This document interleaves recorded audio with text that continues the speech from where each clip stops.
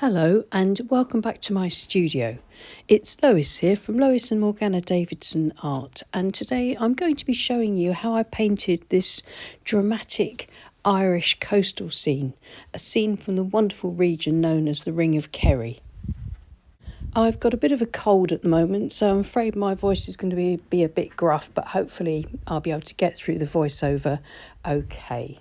The important thing for me here in this painting is to paint a dramatic sky with the light reflecting on the water. So the first thing I did was to draw out the scene simply in pencil, putting in my horizon line and then roughly putting in the shape of the distant mountains and headlands.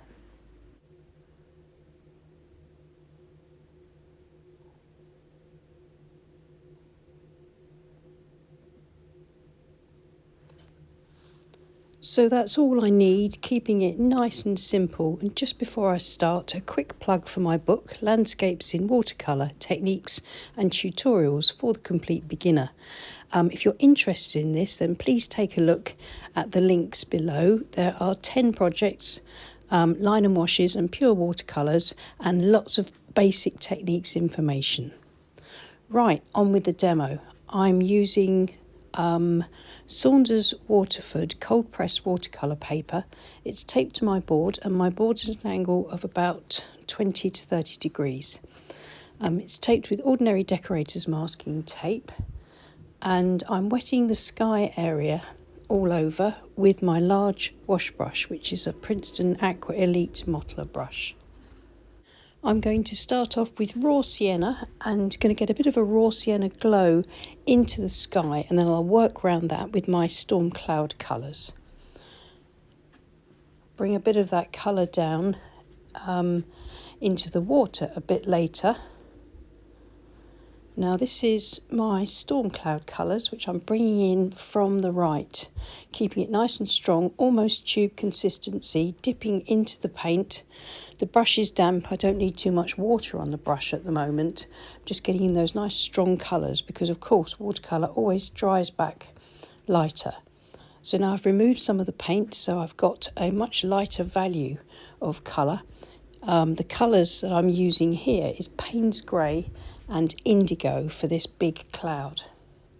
You can see I'm just trying to get the shape of the cloud, building up that structure of the cloud across the sort of the right side, trying to keep those marks that I'm making with the brush smaller across the bottom and towards the side, so I get some perspective into the clouds. I've turned my board so that the run of paint on the wet page is running across the painting rather than down. So by tilting my board and now laying it flat on the table, I'm controlling the way the washes run. The washes now will stop running, gravity is not affecting them now that the board's flat, so I can make any sort of tweaks that I want now. And I can use a crumpled piece of paper tissue or absorbent kitchen paper to just lift out a bit of cloud, lift away that paint, and then with my 3/4 inch flat brush continue working on those smaller cloud shapes that should suggest the distance. Trying to make sure that I maintain the glow of light that I painted to start with the raw sienna. Dabbing out a little bit more of this cloud. I want a nice hard edge across the top of this cloud to contrast with the dramatic soft edges in the big storm cloud. I'm now going to drag some paint across the foreground to create the water and the land at the in the very foreground. Lifting out that bit of paint that that went into the middle there and covered over my raw sienna. So I'm lifting that out. I want to emphasise that light area. Keeping the brush strokes horizontal so that my water's nice and flat. Strengthening up the beach and putting in some texture through the rich beach rich paint on the beach using my palette knife. So at this stage it's a bit of a balancing act, just bringing a few things together before I finish with this first wash. Notice that I haven't gone back into the sky, I'm leaving it alone. It's really important to leave a sky without overworking it, and then you'll end up with it looking nice and fresh as it does here. If you look closely now that it's dry, I've got a piece of masking tape and I've put that across the horizon line, and I'm going to darken up my sea, but this will mean I get a nice straight horizon line and leave the light, keep the light in the sky. I'm using a size 2 quill brush and painting using the wet paint on dry paper technique, so the mark stays where I put it, running it along the base of the masking tape, keeping it nice and flat. I can then feather it out a little bit and soften that line into the rest of the sky with my flat brush. You can see now I've got a nice difference between the sea and where the cloud is reflected in it and the light in the sky. I'll just zoom back out again, and you can hopefully see how that shadow has now brought the sea and the sky together a lot more. I'm now going to add some more raw sienna across the sea and the beach to get that reflected glow. Using the flat brush and again keeping my marks horizontal.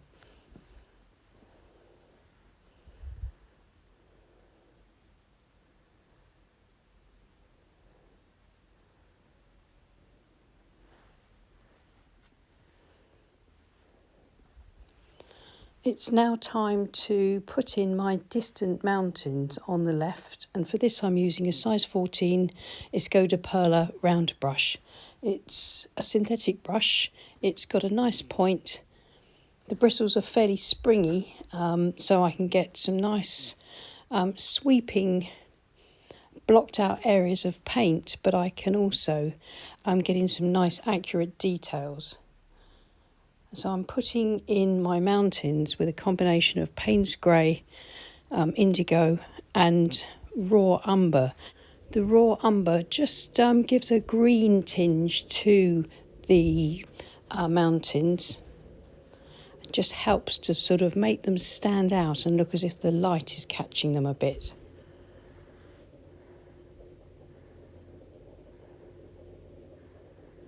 If you can hear a rumble in the background, it's my coffee pot hurpling away on the stove, telling me that it's just about ready. Notice that I'm varying the tonal value of the mountain colour here and there to get some deeper shadows and also to get some variety and shape and form to the hillsides or the different slopes on the mountains, to suggest depth and distance.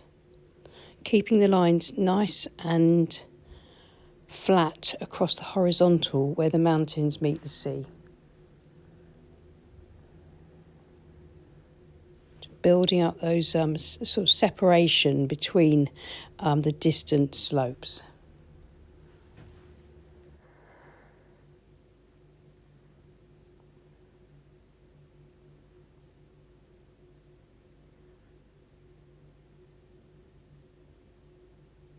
So I've changed to my flat brush to sort of flatten out and soften the bottom edge, but also just to move a bit of the paint around and continue to build up that sort of texture and tonal value on the mountains. Once I'm happy with that, I can put in the far distant headland on the left. Much smaller because it's much further away.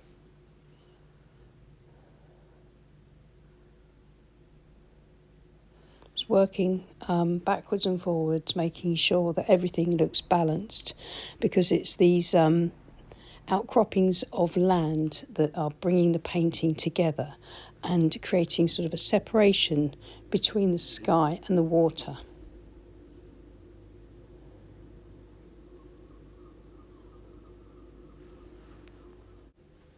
just going to add a few darks into the beach area. Not too much because it's just something and nothing. I don't need too much detail on the beach because the beach is not the focal point. Now I can use my palette knife to scrape a bit more texture and a bit more of the sort of movement and the form into that those mountain slopes, and that gives me even more variety.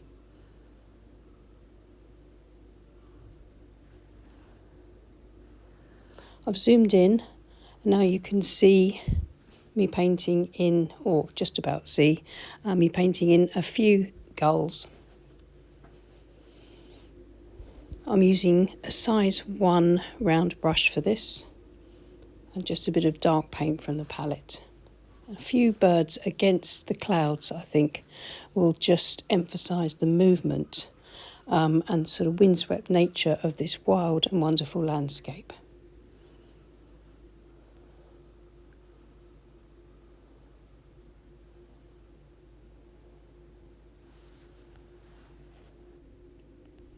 And I think that's just about finished.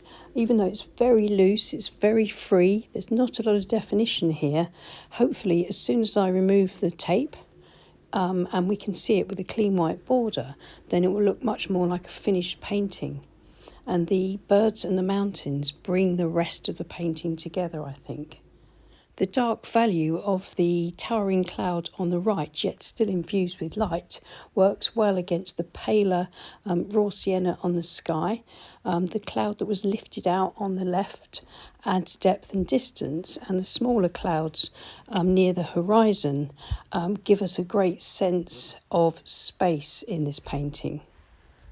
But I think the most important thing here was the raw sienna that I put in at the beginning and in the middle of the painting, because it's that infuses the painting with light. I hope this demo was helpful, and if you enjoyed it, then please give us a thumbs up. And if you're not already subscribed to our channel, then please consider doing so. It's free to do, and it really helps with our reach with the YouTube algorithm. And if you'd like to support us, then we have Patreon pages, which you can find in the description below. And thanks so much to everyone that supports us on Patreon. It's you that helps us to continue delivering free content here on YouTube. So many thanks again. I'll see you again soon. Take care and happy painting. Bye.